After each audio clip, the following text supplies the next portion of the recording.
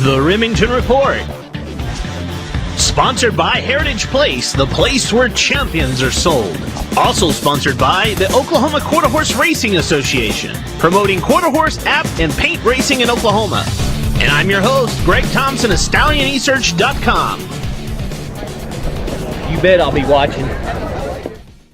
Hello again, everyone. I'm Greg Thompson of StallionEsearch.com. Welcome to episode 14 of 15 here on the Remington Report. We're going into the closing weekend of the 2012 Quarter Horse Meet here at Remington Park. And it's just an onslaught of quarter horse racing action this weekend at Remington Park. You have the Heritage Place Futurity, the Heritage Place Derby, the Remington Park Invitational Championship, the Distance Handicap, the Juno's Request Stakes. It's just an onslaught of stakes races. But before we get to that, let's take a look at last weekend's Oklahoma Speed Fest here on the Remington Report. The race recap brought to you by StallionEsearch.com.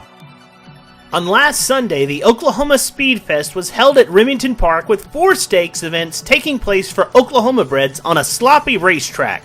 The first stakes was the $30,000 Bugs Alive in 75 stakes, with Clinton Crawford trained per country, surging with Tony Bennett aboard to rally along the outside to get his first stakes victory in 3 career starts for owner and breeder Carl Peavyhouse. Next on the race card for Sunday was a contest for the 2-year-old fillies aptly named after Marvin Barnes' legendary broodmare FL Ladybug. It was a tightly contested affair with multiple runners on the line at the wire. But it was long shot CC Calendar Girl that got the head bob with rider Jesus Salazar aboard for trainer Bonifacio Almanza for owner Hippolito Pina. That leads to the first of 2 graded stakes events on Sunday in the form of the Grade 3 EasyJet Stakes. And that's Trey Wood trained I Got It Going On strolling home easily under jockey Ricky Ramirez to post a 2-length victory. This makes the Mr. Eye-Opener gelding undefeated in 2 lifetime starts for owner Raimundo Villarreal.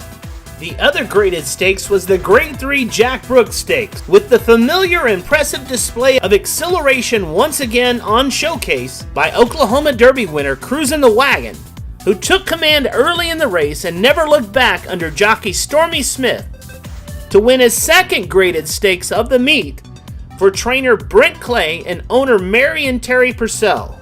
The final race to recap falls on the shoulders of the Paints in the Grade 1 National Cowboy and Western Heritage Museum Stakes, going 440 yards. Eddie Lee Willis trained Barney Ofield holds off a late rally from PF Chief Runnin' Dare to capture victory with Kenny Munson the irons in this Grade 1 for owners Joni Willis and Julie Haywood.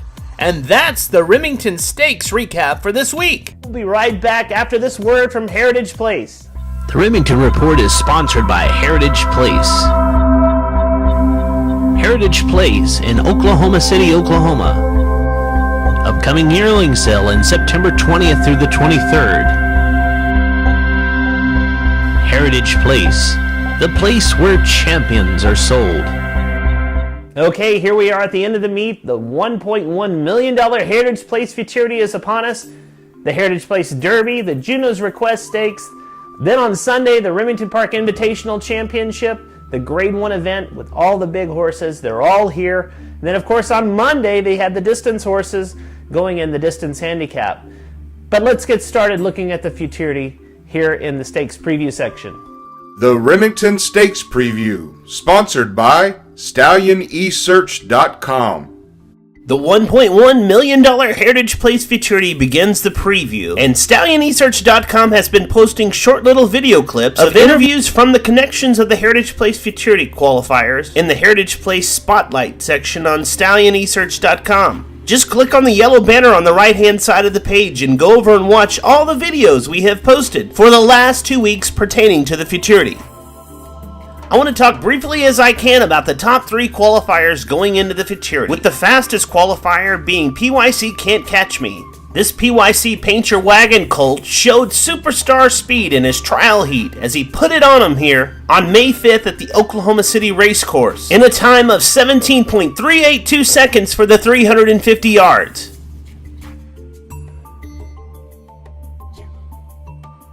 We've been able to track down the trainer to get his comments about his fastest qualifier in a Remington Report exclusive.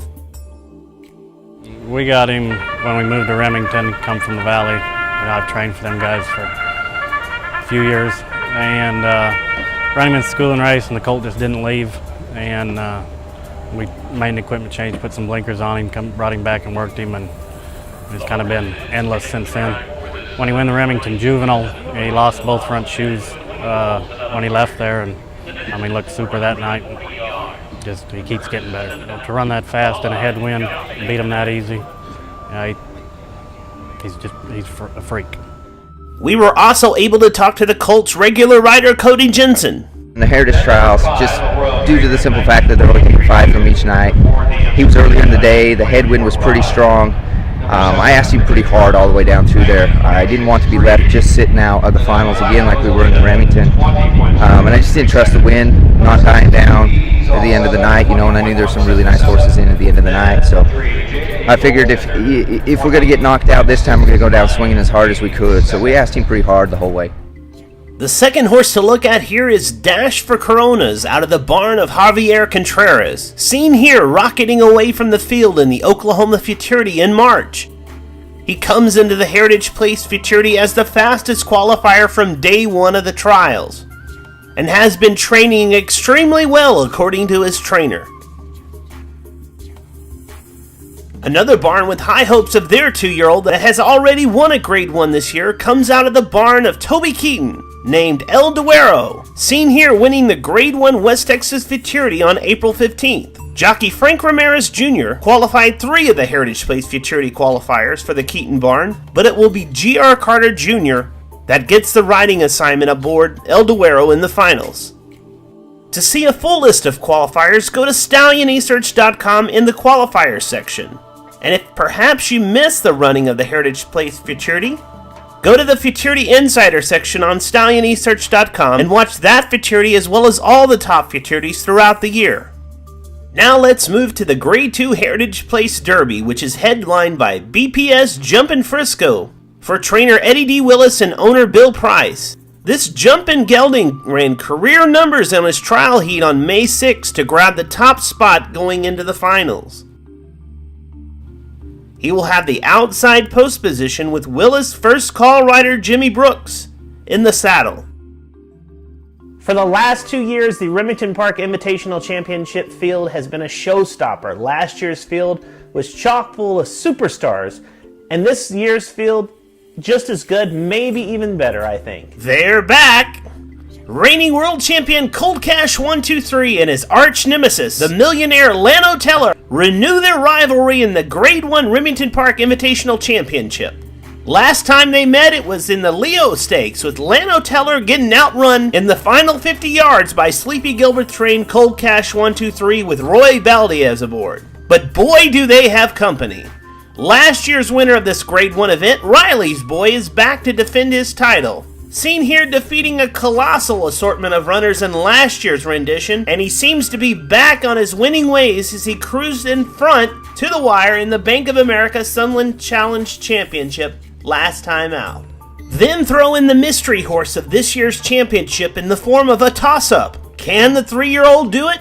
Well, he's taken on older horses twice this meet and came home a winner both times, but it was not against the likes of these 3 previously mentioned horses. It would be an unprecedented achievement if this horse comes home a winner on Sunday.